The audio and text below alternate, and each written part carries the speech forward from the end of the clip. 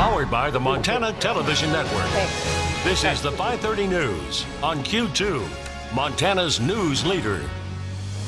Good evening and thanks for joining us. I'm Russ Riesinger. And I'm Jeanelle Slade. A Yellowstone County District Court judge now faces allegations of misconduct. This after a formal complaint was filed with the Montana Supreme Court today against Judge Ashley Harada. That complaint alleges that Harada violated rules of conduct while running for the seat in November of 2018. Q2's David J. is standing by now with more on that complaint. David. Well, Jeanelle and Russ, the Judicial Standards Commission's complaint mentions 7 violations. 6 are campaign related, and the allegations came while she was a candidate. Harada won her election by 125 votes in 2018.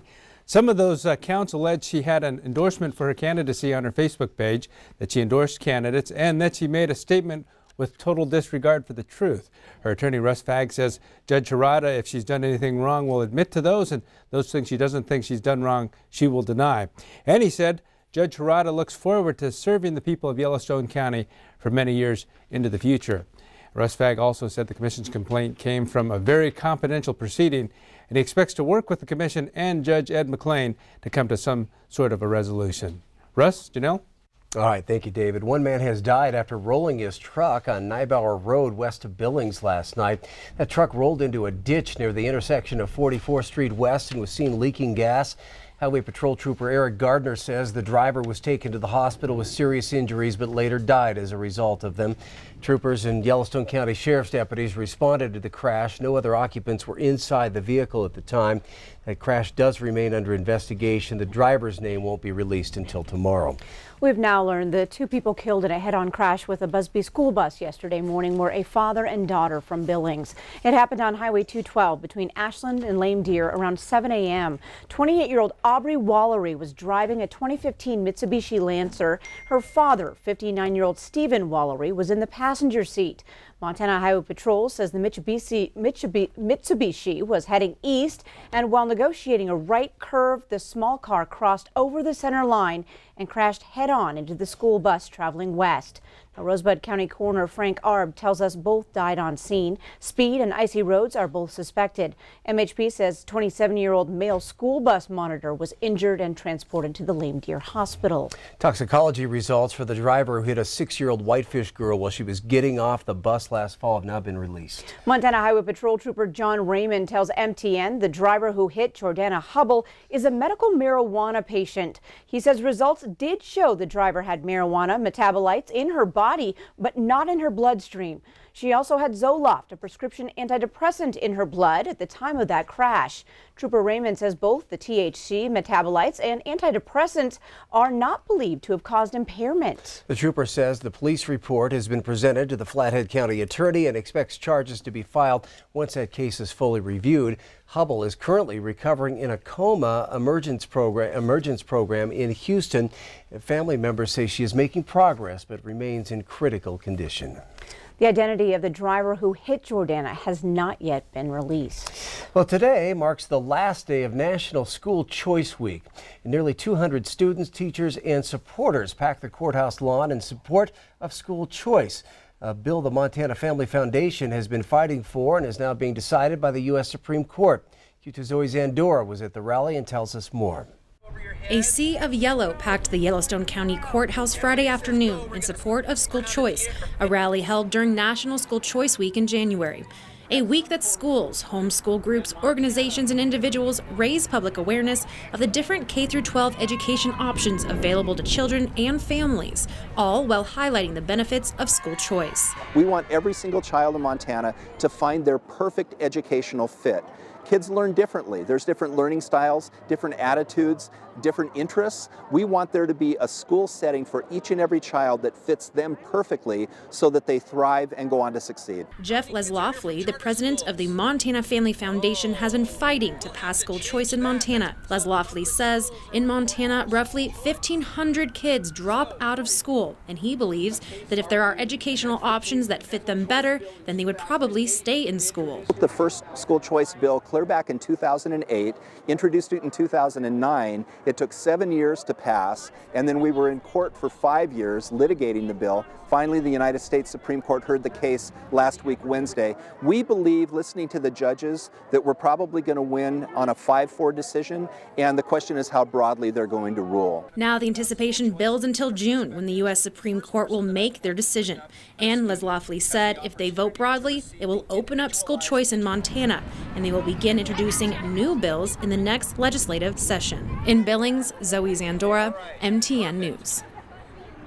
Turning to Chief Forecaster Bob McGuire on this Friday, and to steal a line from Pat Benatar, today is all about fire and ice, Bob. Yeah, well, it's so warm out there today in the Billings area. I thought I'd put on my baseball jersey just because it's kind of a Jersey day for that. But let me show you, we are talking about some really hot stuff. Look at this. As you can see here, up across there in the high line, we have a red flag warning up there. That starts at tomorrow morning at 8 a.m., goes to 11 p.m. on Saturday. Winds gusting to 75 miles per hour and low humidity. If a wildfire gets started, it will burn out of control in a hurry. That's what happens tomorrow. We're looking for record high temperatures across the state then as well. But in the south on Sunday, look at that. That's winter storm watches, anywhere from up to 8 to 12 inches of snow in the mountains. In some cases, up to 20 inches of snow in the Bighorns. Also, the Beartooths could see 6 to 12 inches of snow there. So that's your ice portion of it. It's going to be an interesting weekend. Very hot and then also very cold. We'll have the rest of your forecast coming up in a few more minutes. All right, thanks so much, Bob. Well, Montana Republicans gathered at the Capitol today to officially place President Trump's name on the state ballot for 2020 and confirm their commitment to running on his record. GOP State Party Chairman Cal Schmidt of Whitefish and a slew of other Republican candidates were on hand at the Secretary of State's office to witness the event. Among those, Republican candidates for Governor Greg Gianforte and Tim Fox. Cal Schmidt says Democrats running for office in Montana support the impeachment of President Trump, while Republicans want to support his re-election and continuation of his policies. And we look forward to protecting the success that we've seen under this administration, like nearly the 7 million jobs created, America First trade deals, the unprecedented number of constitutional judges confirmed to the judiciary, and the lowest unemployment in half a century. Republicans also control most of Montana's statewide offices and are looking to win the governor's seat this year. Well, the Trump administration is proposing some big changes in funding for Medicaid expansion, which provides health coverage to millions of able-bodied low-income adults. But for now, Montana won't be among the states adopting those changes. This week, the Trump administration said it will allow states to get capped lump sum federal payments for expanded Medicaid. But any change would have to be approved by Montana's next governor and legislature, which doesn't meet again until 2021. Democratic Governor Steve Bullock, whose term ends this year, told MTN News today that the move is an attempt to undercut health coverage for those who need it most. About 85,000 low-income Montanans are covered by Medicaid expansion, and the feds pay 90% of the program's costs. Last year, Montana approved new work requirements for some of those covered by Medicaid expansion, but is still waiting for federal approval of those changes. Well, some states that haven't expanded Medicaid are supporting the Trump proposal, saying it would allow them to design a less costly program. Well, a judge heard testimony in Helena today as he prepares to decide whether the judge who presided over the negligent homicide trial of Gregg Trude last year should be disqualified. Well, last fall, Trude pleaded guilty to negligent homicide in the 2018 shooting death of Dr. Eugene Buzz Walton, who formerly worked as an athletics physician for MSUB and Rocky Mountain College here in Billings. Now, the two men were returning from a hunting trip, and Walton was pulling his rifle out of Trude's truck when Trude's rifle went off. Judge Michael McMahon sentenced Trude to 20 years in prison with all but 3.5 years suspended. Trude has challenged McMahon's impartiality because the judge said during the sentencing hearing that he had known Walton. At today's hearing, McMahon testified he had met Walton but did not have an extensive relationship with him. It is not yet clear when a decision will be made. For the first time in more than 2 decades, a Montana elk in a domestic herd has tested positive for chronic wasting disease. The Montana Department of Livestock says it happened in eastern Montana, but is keeping the exact location confidential. The elk appeared healthy when it died, but tests after it was slaughtered showed CWD. Now, thousands of deer, elk, and moose in the wild herd herds have tested positive for chronic wasting disease since surveillance began a few years back, but this is the first time since 1999 that it's been found in a captive herd. The department placed that herd under quarantine and is conducting an investigation. The CDC recommends that hunters harvesting an animal in areas with known CWD or chronic wasting disease presence have that animal tested before eating it. Well, flu activity remains widespread throughout the state of Montana, with every county reporting at least one case. In the fourth week of 2020, the state saw just over 800 new cases reported, easily the most since the beginning of flu season back in October. Yellowstone County saw 77 cases this past week and is now up to 435 for the season. In total, Montana has reports of more than 3,000 cases of influenza, with just under 150 of those requiring hospitalization. There has been one death due to influenza. Gallatin County leads the state in reported cases with more than 650 cases. And there's more news from across our state on the MTN 9 o'clock news. We meet a Montana family that is still in pain and searching for justice 3 years after their loved one was murdered. Join me for the MTN statewide news on the CW at 9.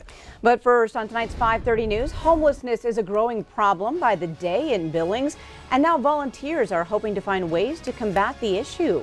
And in sports, Scott has some Super Bowl advice from former Bobcats kicker Jan Stenerud, and Mike Person's family reveals the biggest influence on his career. You're watching MTN News with Jeanelle Slade and Russ Riesinger, Storm Tracker weather with Bob McGuire, and sports with Scott Green. This is the 5:30 news on Q2, Montana's news leader.